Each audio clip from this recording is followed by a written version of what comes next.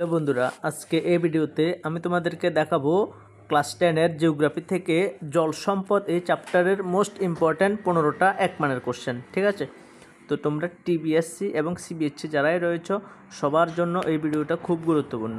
তো তোমরা খাতা নিয়ে বসবা, যে যতটুকু উত্তর পারো লিখবা, সেকেন্ডে উত্তর লিখবা। আমি বলার পর যদি হ্যাঁ বলার পর রাইট দিবা, ভুল হলে ক্রস দিবা। ঠিক আছে, তো দেখা যাক কে কতটুকু পারো। দেখো কোশ্চেন নাম্বার 1। কোশ্চেন নাম্বার 1 হলো 1 নাম্বার, ভারতের প্রথম নদী পরিকল্পনা কোনটি? ভারতের প্রথম নদী পরিকল্পনা কোনটি ছিল? ঠিক আছে, তো দামোদর নদী পরিকল্পনা একদম সঠিক উত্তর। ঠিক আছে, তারপরে কোশ্চেন নাম্বার 2। ঠিক আছে, কোশ্চেন নাম্বার 2 হলো সর্দার সরোবর বাঁধটি কোন নদীতে অবস্থিত? নর্মদা নদী একদম সঠিক উত্তর। তারপরে কোশ্চেন নাম্বার 3, ভারত ও পাকিস্তানের মধ্যে সিন্ধু জল বন্টন চুক্তি কোন বছর সম্পাদিত হয়? প্রশ্ন বুঝো, ভারত ও পাকিস্তান এবং সিন্ধু জল বন্টন মানে সিন্ধু নদী, নদীগুলোর তো আর কোনো দিক থাকে না, এগুলো শেষ, মানে এগুলো তো আর শেষ হবে না। অন্তত এটা মানে একটা ভারতবর্ষ, এর পাশে দিয়ে আরেকটা সীমান্ত, এটা পাকিস্তান, একটা নদী ভারতের মাঝ দিয়ে যাচ্ছে। তো এই নদীটা তো অবশ্যই পাকিস্তান দিয়ে যাবে। তো এবার এই শীত যখন জলের সময় থাকে তখন না জলের নিয়ে কোনো সমস্যা হয় না, কিন্তু যখন শীতকাল আসবে বা জল কমে যাবে তখন এই ভারতের মধ্যে দিয়ে যখন নদীতে যাবে, সিন্ধু নদীতে যাবে বা যে কোনো নদী, অনেক বুঝো যে এই ভারতের মধ্যে দিয়ে আবার প্রথম থেকে বোঝাচ্ছি, দেখো কি বলছি। ধরো এটা ভারতবর্ষ, এটা হলো ভারতবর্ষ, এটা হলো পাশে দিয়ে আরেকটা কান্ট্রি, এটা হলো আমেরিকা বা পাকিস্তান, যেহেতু পাকিস্তানের কথা বলছি। তো ধরো সব নদী তো আর ভারতে থাকে না, ভারতের মধ্যে সব নদী সীমাবদ্ধ থাকবো না। তো বড় বড় নদীগুলো ভারতের মধ্যে দিয়ে অন্য দেশে চলে যাবে, তো যেমন বাংলাদেশে যায়। তো এই পাকিস্তানে কৃষিকাজ বেশিরভাগ এই নদীর জলের উপর নির্ভর করে হয়। শীতকালে যে কোনো নদী যেটা থাকুক নদীর জলের উপর নির্ভর করে হয় আর কি। তো শীতকালে নদীতে বাদ দিয়ে তারা জলগুলিকে মানে ফুলিয়ে এবার দমকল দিয়ে বা জেনারেটর দিয়ে চাষ করে। তো ভারতের মধ্যে দিয়ে যখন যায়, তো ভারত সরকার যদি ভারতে এই সিন্ধু নদীকে বান দিয়া যদি জলগুলি ভারতে কাজে লাগায়, পাকিস্তানের মানুষেরা জল পাইতো না। তো যার কারণে এটা নিয়ে অনেক ঝগড়া হয়েছে, অনেক বিবাদ হয়েছে, যে ফাইনালি একটা চুক্তিপত্র হয়েছে যে ধরো অর্ধেক মানে হিসাব করে এত % ধরো ভারতে ইউজ করতে পারবো, আর বাকি % ছেড়ে দিতে হবে। ঠিক আছে, পাকিস্তানের জন্য কত শতাংশ? হ্যাঁ ধরো পাকিস্তান। তো এবার এই জন্য এই চুক্তিটা হয়েছিল। প্রশ্ন হলো যে এই জল বন্টন চুক্তি যে হয়েছে ভারত আর পাকিস্তানের মধ্যে, এটা কত সালে হয়েছে? হ্যাঁ, তো সঠিক উত্তর 1960 সঠিক উত্তর। ঠিক আছে, 1960 মনে রাখবা। 1947 সাল ভারত স্বাধীন হয়েছে, মানে 60 আর প্রায় 13 বছর পরে এটা হয়েছে। এইভাবে মনে রাখবা, কেমন একটা লোক একটা লিঙ্ক রেখে মনে রাখবা। তারপরে দেখো কোশ্চেন নাম্বার 4, ভারতের উচ্চতম নদী উপত্যকা, আবার বুঝো, ভারতের উচ্চতম নদী উপত্যকা বা উচ্চতম বাঁধ পরিকল্পনাটি কোনটি? বহুমুখী নদী পরিকল্পনা। দেখো প্রথম কোশ্চেনটা হলো ভারতের প্রথম নদী পরিকল্পনা, আর এখন প্রশ্ন ভারতের উচ্চতম বাঁধ পরিকল্পনা অথবা উচ্চতম নদী উপত্যকা পরিকল্পনা কোনটি? ঠিক আছে, তোমরা কে পারবা? উত্তর হলো ভাক্রানাঙ্গাল। ঠিক আছে, তারপরে কোশ্চেন নাম্বার 5, রাজস্থানের বিকানির জেলায় বৃষ্টির জল কি নামে পরিচিত? রাজস্থানের, এটা খুব গুরুত্বপূর্ণ প্রশ্ন এটা। রাজস্থানের বিকানির জেলায় বৃষ্টির জল কি নামে পরিচিত? না, পালর পানি। ঠিক আছে, ভেরি গুড। 6 নাম্বার, তিস্তা জলবন্টন চুক্তি, এক জলবন্টন চুক্তি আছে। একটা হলো সিন্ধু জলবন্টন চুক্তি, আর একটা নদীকে একটা নেই, অনেক নদী থাকে না, এরকম আরেকটা নদী নিয়ে জলবন্টন চুক্তি হয়েছে, এটা হলো তিস্তা জলবন্টন চুক্তি। এবং সেটা কার মধ্যে? দেখো মনে রাখবা সিন্ধু জল বন্টন চুক্তি কোন দুইটা দেশের মধ্যে একটু আগে বলছি মনে আছে নি? পাকিস্তান ইন্ডিয়া পাকিস্তান। আর তিস্তা জল বন্টন চুক্তি হলো ভারত আর বাংলাদেশ। আর পাকিস্তানের মধ্যে সিন্ধু জল বন্টন চুক্তিটা হয়েছে যে 1960, আর তিস্তা জল বন্টন চুক্তি ভারত আর বাংলাদেশের মধ্যে কবে হয়েছে বলো? এটা হলো প্রশ্ন। 1974 1974 হয়েছে না, আর কে পারবা? কেন 1983।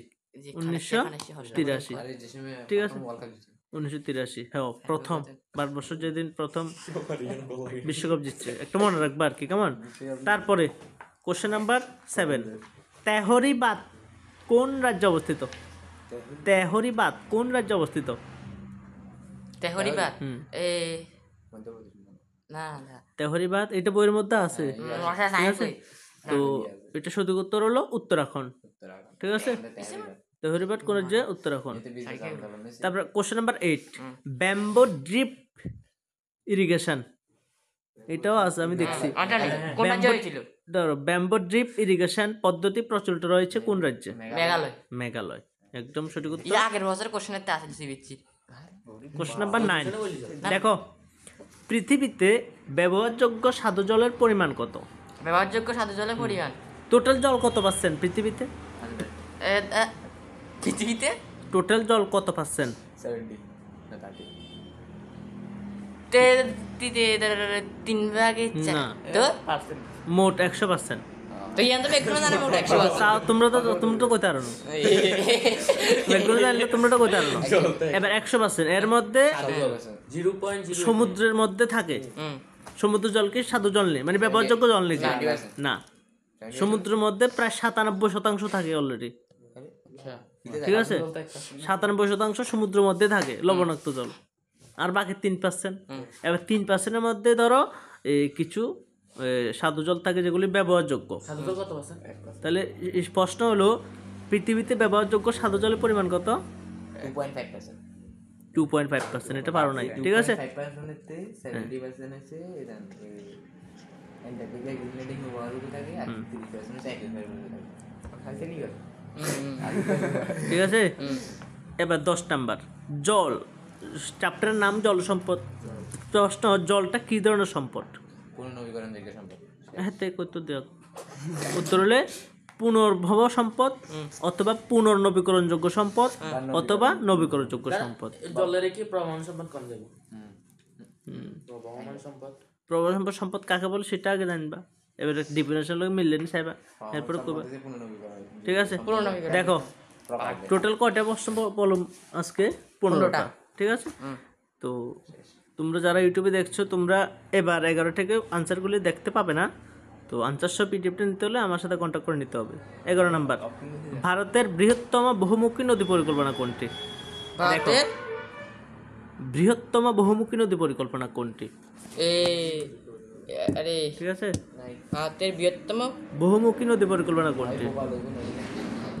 বৃহত্তম নদী পরিকল্পনা এটা আরে আগে দাঁড়া দাঁড়া তো এটারও সঠিক উত্তর না না, ভাকরানাঙ্গাল।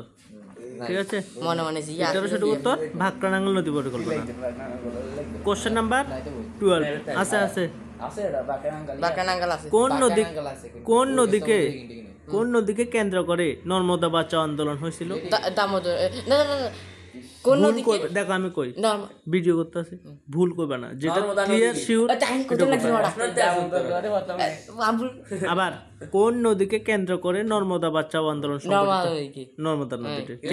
পিটি3 কোশ্চেনটা আসলো ইয়া ঠিক আছে, কোশ্চেন নাম্বার 13, হীরাকুদ বাঁধ কোন নদীর অববাহিকায় সৃষ্টি হয়েছে? ইয়াকুতবা হীরাকুদ বাঁধ কোন নদীর অববাহিকায় সৃষ্টি হয়েছে? মহানদী দামোদর নদী মহানদী, সঠিক উত্তর হলো মহানদী। ঠিক আছে, 1 2 3 তারপরে কোশ্চেন নাম্বার 14, দেখো 14টা প্রশ্ন, প্রত্যেকটা প্রশ্ন খুব খুব গুরুত্বপূর্ণ। বহুমুখী নদী পরিকল্পনাকে বহুমুখী নদী পরিকল্পনাকে কে আধুনিক ভারতের মন্দির রূপে বলেছেন? ঠিক আছে, প্রশ্নটা খুব ইম্পর্টেন্ট, প্রত্যেকটি আমার সাজেশনের প্রত্যেকটি প্রশ্ন ইম্পর্টেন্ট। তাহলে এইভাবে আসতে পারে যে জওহরলাল নেহরু আধুনিক ভারতের মন্দির রূপে কাকে গণ্য করেছেন? তোমরা কবে বহুমুখী নদী পরিকল্পনাকে, ঠিক আছে? কোন নদীকে 15 নাম্বার প্রশ্ন, এটা খুব গুরুত্বপূর্ণ, এটা অবশ্যই পারবে, আমি জানি। আনন্দ বুঝি 11 জন তো উত্তর থাকবে আর গুণ হয়তো না কোন হয়তো হইলে আনন্দ তারপরে বাড়ির ছাদে বৃষ্টির জল সংরক্ষণ কোথায় ভুলভাবে প্রচলিত রয়েছে? এ আই কই বাড়ির ছাদে, মেঘালয় বাড়ির ছাদে বৃষ্টির জল, উত্তর হলো রাজস্থান। সঠিক উত্তর কি? রাজস্থান। এই 15-এর মধ্যে কি কত পয়সা অবশ্যই আমরা কমেন্ট করে জানাবো, ঠিক আছে? আর যদি আনসার সহ সাথে নিতে চাও আমার সাথে কন্ট্যাক্ট করবো 9612261677, ঠিক আছে? টাটা।